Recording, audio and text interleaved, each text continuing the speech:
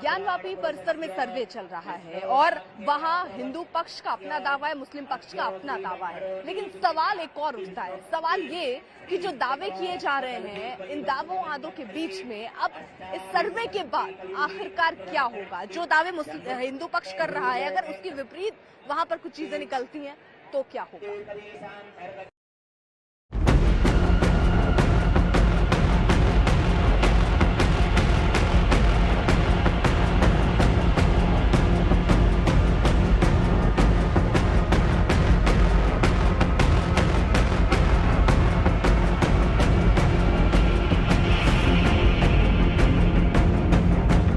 2 दिनों की तहकीकात में ज्ञानवापी मस्जिद में क्या कुछ मिला अभी तो नहीं पता, लेकिन सोमवार को सर्वे का काम पूरा होने के बाद जल्द ही सस्पेंस से भी पर्दा हट जाएगा। ज्ञानवापी मस्जिद का इतिहास, मस्जिद का असल वर्तमान लोगों के सामने आ जाएगा। ज्ञानवापी मस्जिद का सच कानूनी रिकॉर्ड में दर्ज किए जाने की प्रक्रिया शनिवार से जारी है। 14 मई सुबह 8 से 12 तक तहखानों का सर्वे हुआ।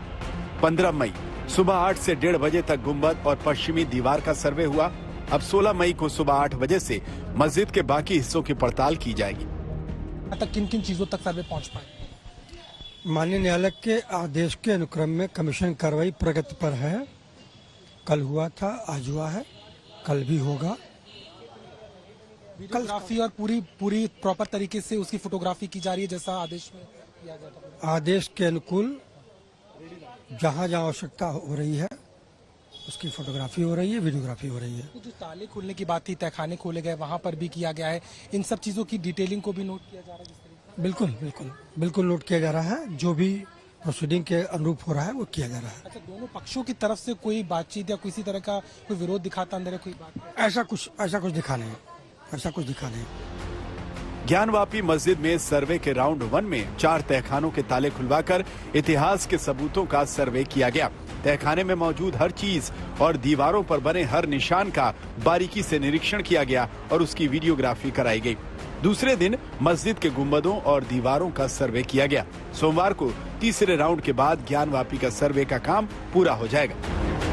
हिंदू पक्ष का दावा है कि ये सर्वे ज्ञानवापी की सच्चाई सामने लाने के लिए सबसे बड़ा कदम है, क्योंकि 30 साल से यहाँ कोई गया ही नहीं था।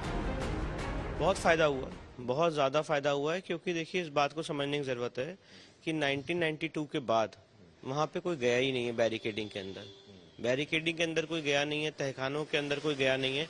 ये पहली बार है पिछले 30-32 सालों में कि किसी ने असली स्थिति, वस्तु स्थिति जान के कोर्ट के सामने लाने की कोशिश की है कि वहाँ पे क्या था, क्या नहीं है, क्या हिंदू मंदिर की सभ्यता, ढांचे ये सब मिल रहे हैं, वहाँ पे नहीं मिल रहे हैं। इस प्रक्रिया के बीच एक सवाल ये भी उठ रहा है कि सर्वे का काम पूरा होने के बाद कोर्ट में क्या होगा।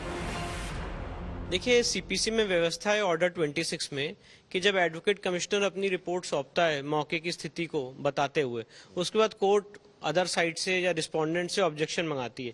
In this case Muslim side से अपना ऑब्जेक्शन मंगाएगी, उसके बाद वो ऑब्जेक्शन देंगे और कोर्ट उसके बाद ये तय करेगी कि कमीशन की रिपोर्ट कोर्ट का रिकॉर्ड बनेगी कि नहीं बनेगी। अगर कोर्ट ये तय करती है कमीशन की रिपोर्ट कोर्ट का रिकॉर्ड बनेगी तो फिर ये हमेशा एविडेंस में पढ़ा जाएगा। हिंदू पक्ष उम्मीद जता रहे हैं कि जो सबूत ज्ञानवापी के सर्वे में मिल रहे हैं वो कोर्ट में उनका दावा मजबूत करेंगे।